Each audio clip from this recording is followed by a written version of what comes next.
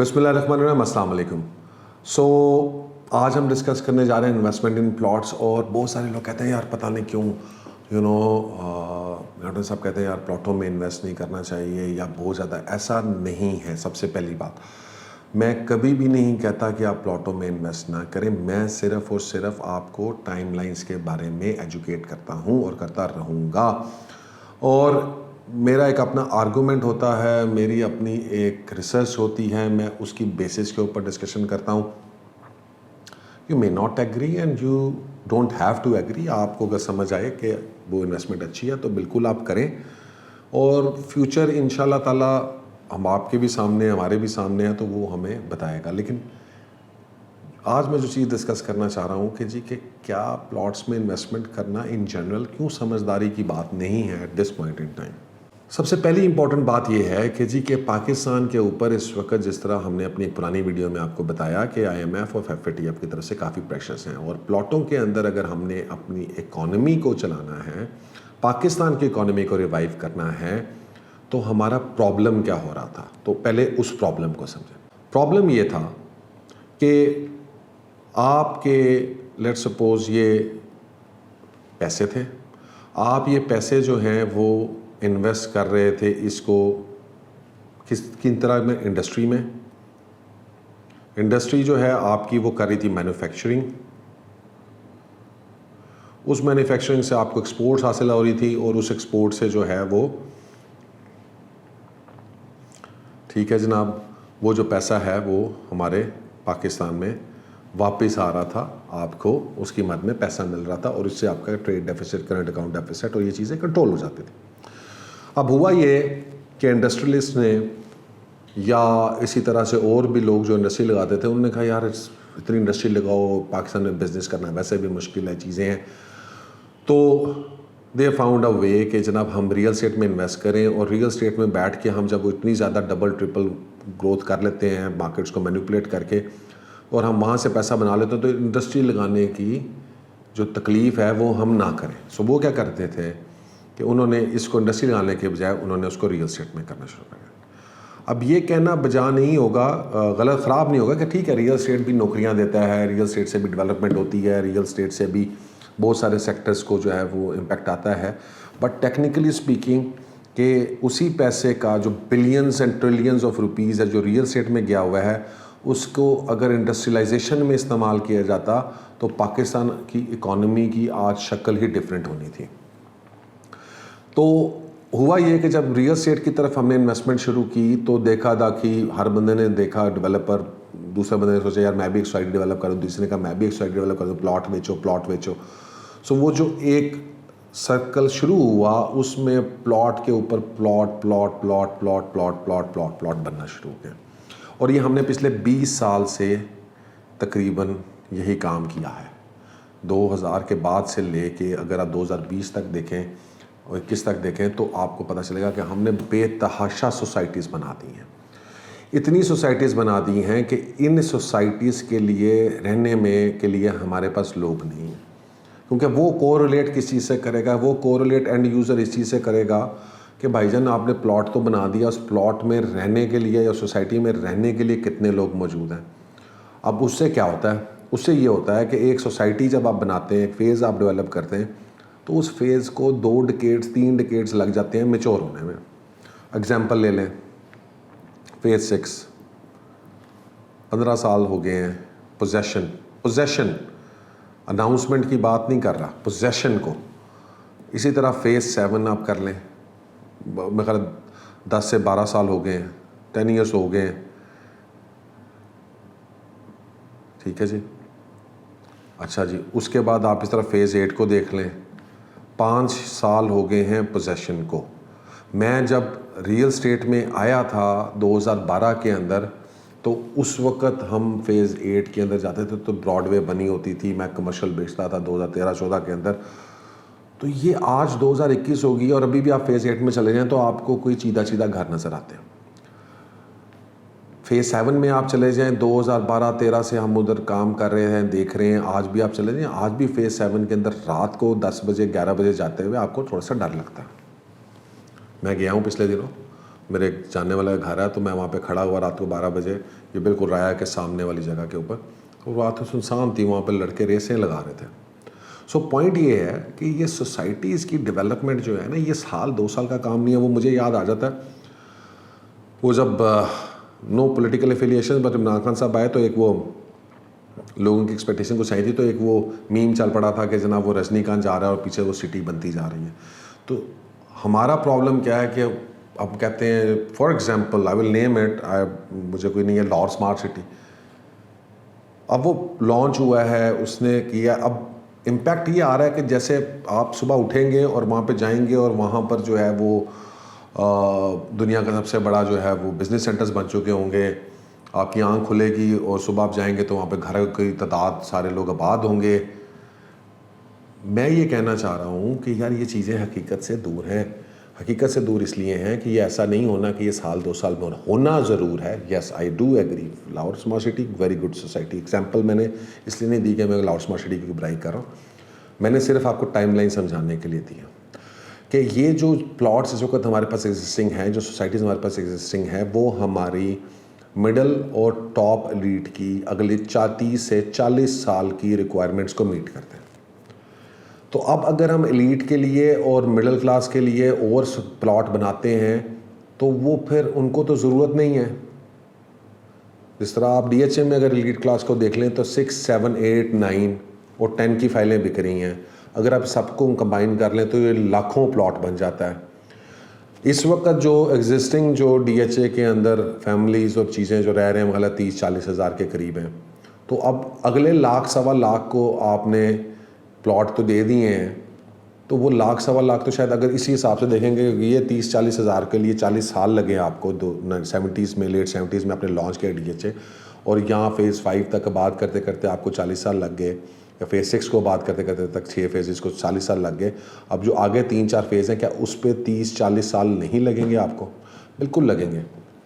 इसी वजह से मैं फेज़ 9 प्रिज्म को, बहुत सारे लोग बहुत सारी बातें करते हैं, या स्पेकुलेटिव ट्रेडिंग के एंगल से आप देखेंगे तो वो कहीं पे भी हो सकती है, उसका कोई लॉजिकल रीज़न नहीं। उसका बस लॉजिकल रीज़न ये है कि एक दिन एक बंदा जिसके पास 50 अरब रुपया पड़ा है, उसको होश आया, उसने कहा मैं मैनिपुलेशन करता हूँ, उसने प्लॉट खरीदने शुरू कर दिया, प्लॉट पर 50 लाख ऊपर चले गए, उसने बेचने शुरू कर दिया, आप लोगों ने ख़रीद लिया, उसने अपना प्रॉफिट ले लिया, बीच में से आप लोगों ने 5-10% ने आपने भी अपना प्रॉफिट ले लिया, बाकी 30-40% उधर फंस गए। ये फाइलों में जैसे हुआ है, तो यही आपके साथ उधर भी होता रहेगा। लेकिन अगर 9% को एक्चुअल फैक्चुअल हिसाब से आप देखें तो बात यह है कि अभी उसका पोजेशन आना है। पोजेशन आने के बाद 5-7 साल, मतलब मैं तो नहीं चाहूँगा कि मैं जाके सुबह उधर जाके घर बना लूँ खाली जगह के ऊपर, नहीं। मेरी preference would be to go in phase 8, to go in phase 7 even.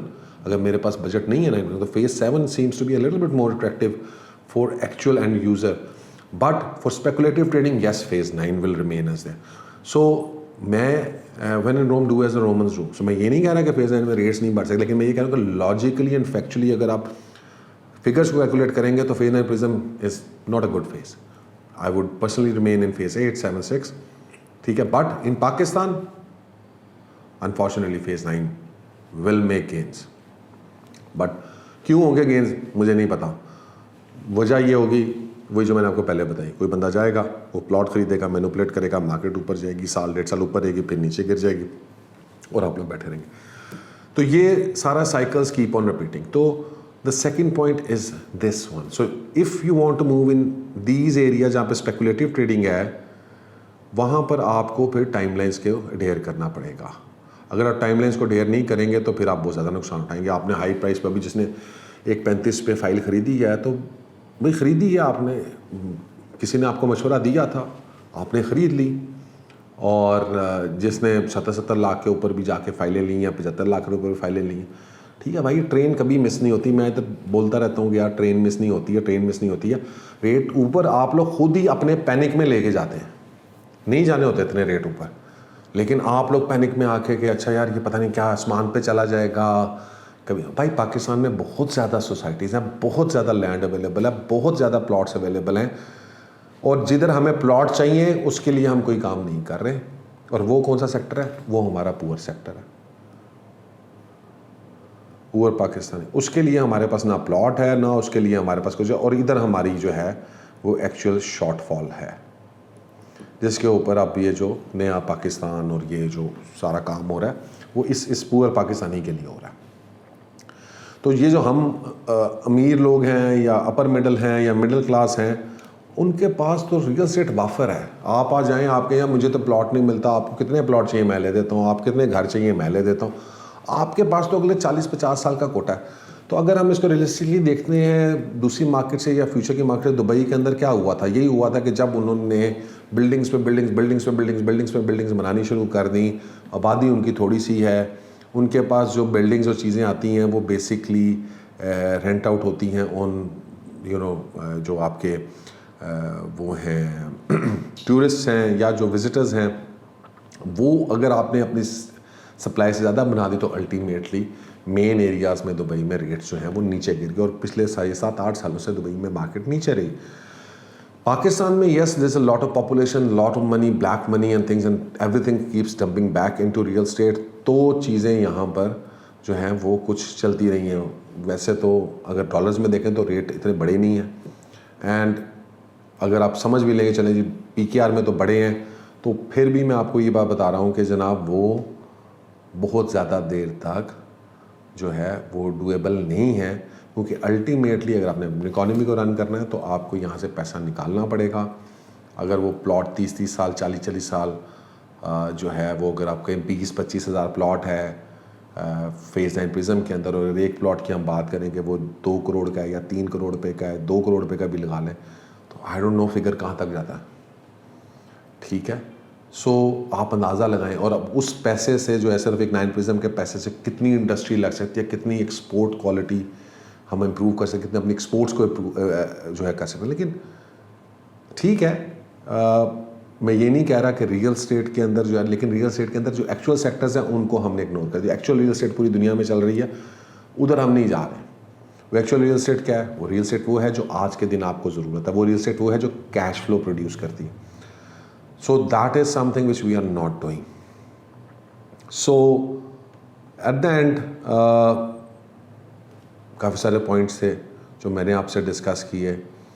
इसका क्रक्स ये है मेरी नज़र में, invest only in plots where end user exists. ठीक है जी, इस तरह की मार्केट के अंदर इस वक्त speculative trading, I don't foresee any chances of speculative trading as of now. तो जहाँ पे एंड यूज़र एग्जिस्ट करता है, जहाँ पे आप घर बना सकते हैं, रेंट आउट कर सकते हैं, या बिल्डिंग कमर्शियल बना सकते हैं, रेंट उसको कर सकते हैं। ठीक है जी। Similarly construction projects with solid rental prospects. ठीक है जी, these should be the areas which you should be looking at. End user plots, there's so many examples. I mean इस वक्त मेरी नज़र में one of the my most favorite right now even now is DHA Multan, because at least मुझे वहाँ पर कोई speculative trading और speculative bubbles इस तरह के बनते हुए नज़र नहीं आते। और yes, आप एग्जिस्टिंगली कोई बहुत ज़्यादा पैसा नहीं बनाएंगे, but at least that place is solid and built on a foundation के जहाँ पे ज़रूरत है। और रेंटल प्रोजेक्ट्स जो है, कंस्ट्रक्शन प्रोजेक्ट्स, वो obviously they are going to be the future of real estate in Pakistan. और जितनी जल्दी आप अपने रियल स्टेट के गोल्स को, ऑब्जेक्टिव्स को जितनी जल्दी आप चेंज कर लेंगे, मेरा ख्याल है उतना ही आपके लिए फ्यूचर में जाके फ्रूटफुल होगा। अदरवाइज़ अगर आप लाखों करोड़ों रुपया जो है वो आप प्लॉटों में रखते हैं और वो अगर ग्रो नहीं करता अगले 3-4 साल, then you can well imagine. मैं एक एग्जांपल है and I will give that example, इसकी वीडियो इंशाल्लाह बनाएंगे। तो 4 करोड़ रुपए का प्लॉट है और 4 करोड़ रुपए का प्लॉट जो है वो कितना ग्रो कर जाएगा? 1 करोड़ ग्रो कर जाएगा, 1.5 करोड़ रुपए ग्रो कर जाएगा अगले 3 से 4 सालों में। और मैं बात कर रहा हूँ फेज़ 8 की। लेकिन वही 4 करोड़ रुपया अगर आप स्मार्टली इन्वेस्ट करें तो शायद आप 1 करोड़ 1.5 करोड़ रुपया सिर्फ और सिर्फ रेंट ले लें अगले 3 से 4 सालों में, और वो कैश इन हैंड होगा। प्लस प्रॉपर्टी में अंदर जो कोई थोड़ा बहुत गेन आता है वो आपके पास एडिशनल बोनस है। तो उस प्रपोजल के ऊपर भी इंशाल्लाह आपसे डिस्कस करेंगे। For now I have told you my opinion about investment in plots. If you have any questions, feel free to ask us. Please don't forget to subscribe and like our channel. Thank you very much. Allah Hafiz.